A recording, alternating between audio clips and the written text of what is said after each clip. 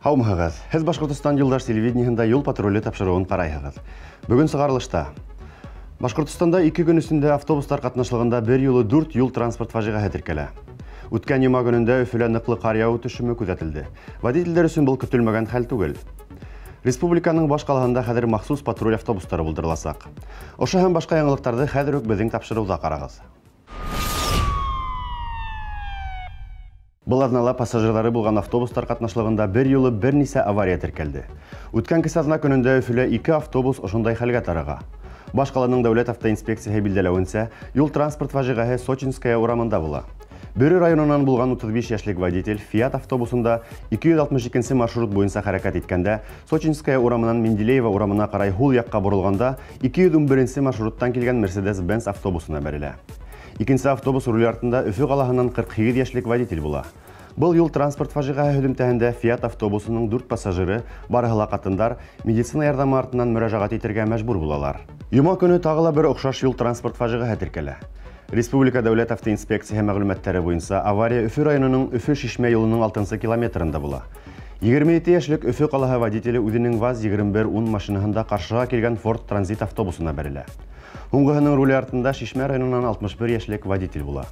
Авария һөҗүмтәһендә еңел автомобильнең водителе тән ярәхәтләре алып дәваханага озатыла. Өфө-Шишмә маршруты буенча юлланган автобус салонында булган бар 14 пассажир да зыян күрмәй. Вакыйга урынында полиция һәм башка идаралар эш итә. Юл транспорт фажигаһының сәбәпләре әле асыклана. Бұл осрактан һуң берничә сәгатьтән Иглин районы Өфө-Иглин-Красная Горка юлының 9 километрында тагы бер юл транспорт фажигаһы теркәлә. Луидор автобусының Иглин районында яшәүче 34 яшьлек водителе юл ситенән хәрәкәт иткән яулене тапай. Авария һөҗүмтәһендә 67 яшьлек Өфө қалаһыннан булган яуле авария урынында һәлак була. Автобуста булган 8 пассажирның береһе лә зыян күрмәй. Бұл эш буенча тикшерү башланды. Шул ук көндә Стәрлетамак қалаһында 20 кешегә, уларның 3-үе бала зыян килтергән юл транспорт фажигаһы теркәлә.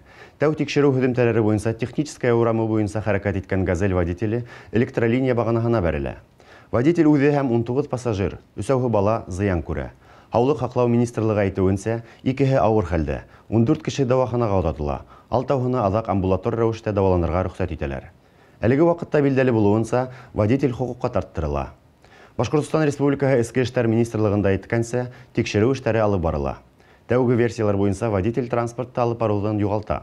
Шулай ук, бигрәк тә һуҙылмалы борылыш вакытында барлыкка килгән кардың булуын иҫәпкә алганда, хәрәкәт тиҙлеген боҙоу күҙ уңында тотола. Медицина экспертизаһы водительдең авария вакытында айныҡ булыуын иҫбатлай. Бынан тыш транспорттың яраҡлығы һәм юлдың торошона ҡағылышлы тикшереү үткәрелә.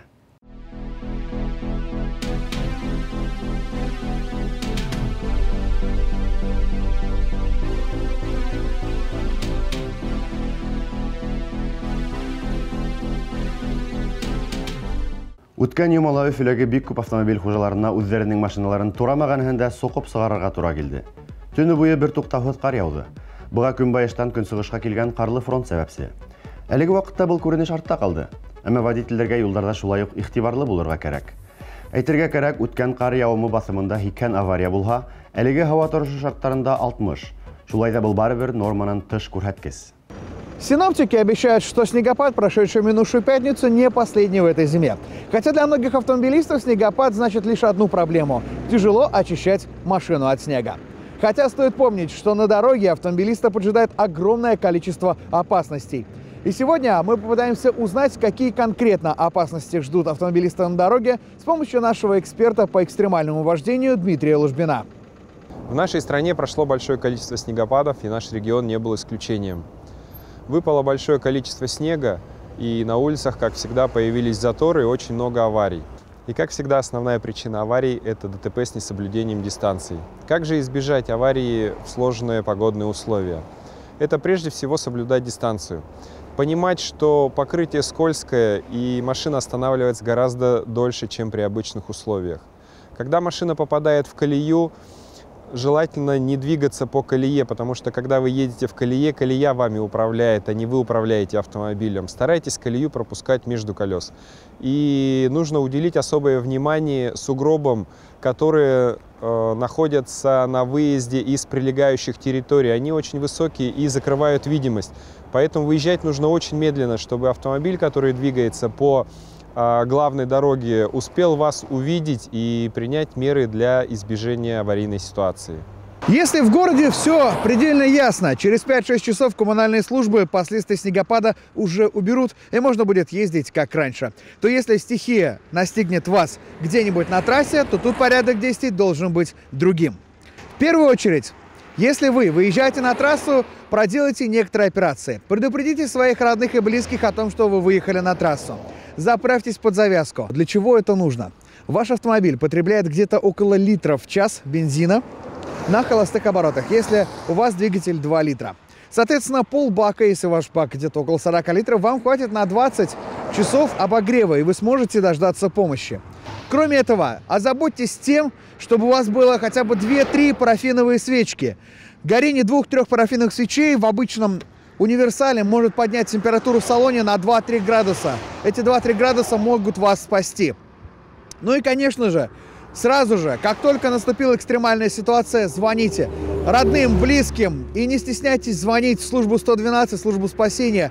Звоните сотрудникам госавтоинспекции, звоните полицейским, звоните в скорую. В общем, куда можете, дозванивайтесь. Вас обязательно найдут, обязательно спасут.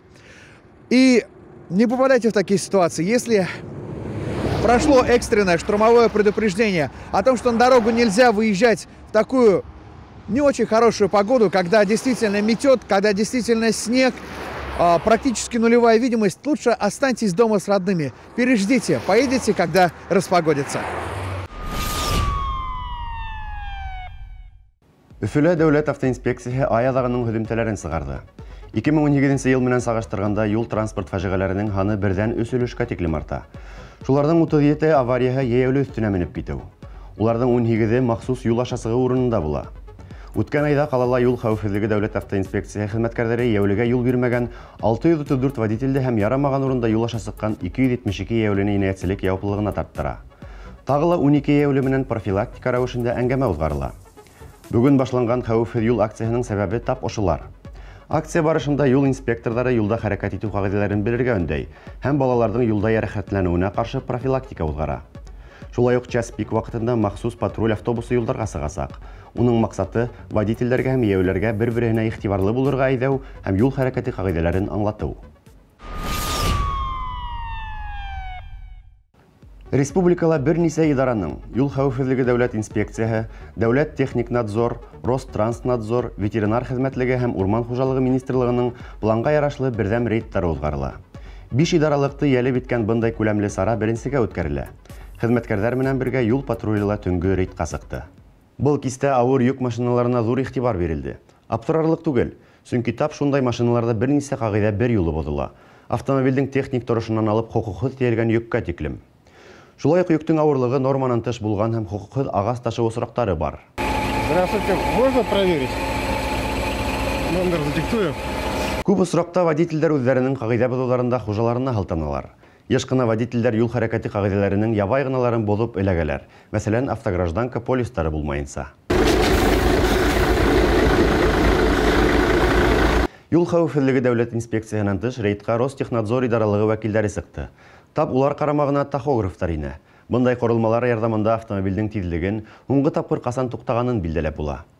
Әммә йөк машиналары юлда минут һайын һирәгерәк осрай башлай.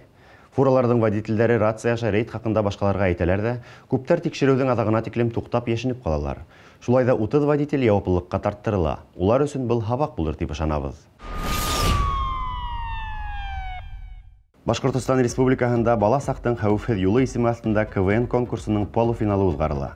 Үткән кисаҙнала Нефтекама мәҙәниәт йортонда балалар юл хәрәкәте ҡағиҙәләрен белеүҙәре менән барыһын да таң ҡалдырҙы.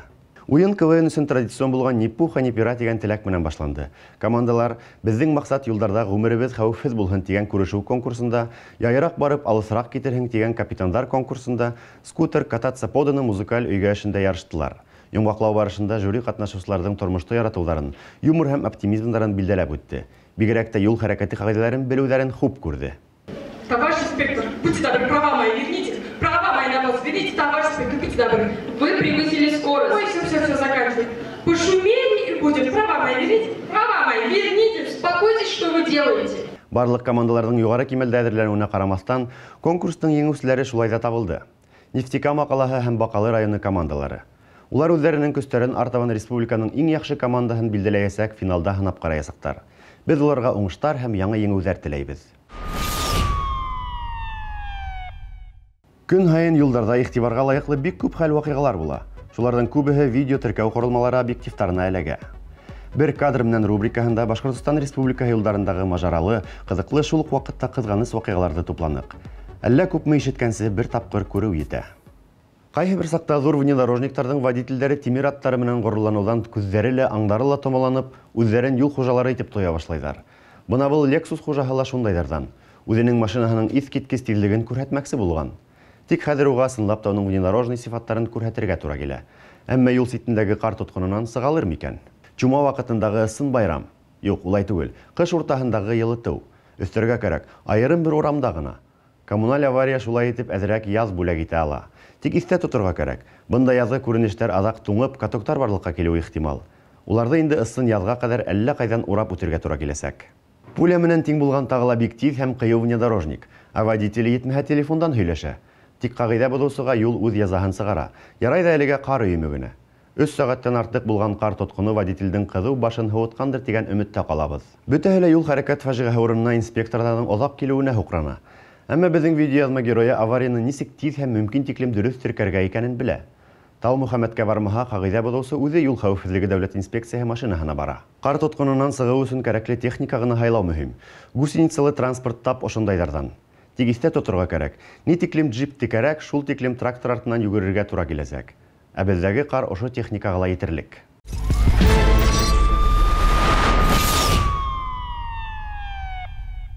Автошкола «Автокурс». Обучение на все категории. Город Уфа, проспект Октября 132/3, поселок Чесноковка, улица Школьная, 2/2. Телефон 293 46 06. У вас проблема, у нас решение. Квалифицированный персонал, запчасти в наличии, приятные цены и персональный подход. Сервисный центр «Лето». Мы делаем то, что хорошо знаем.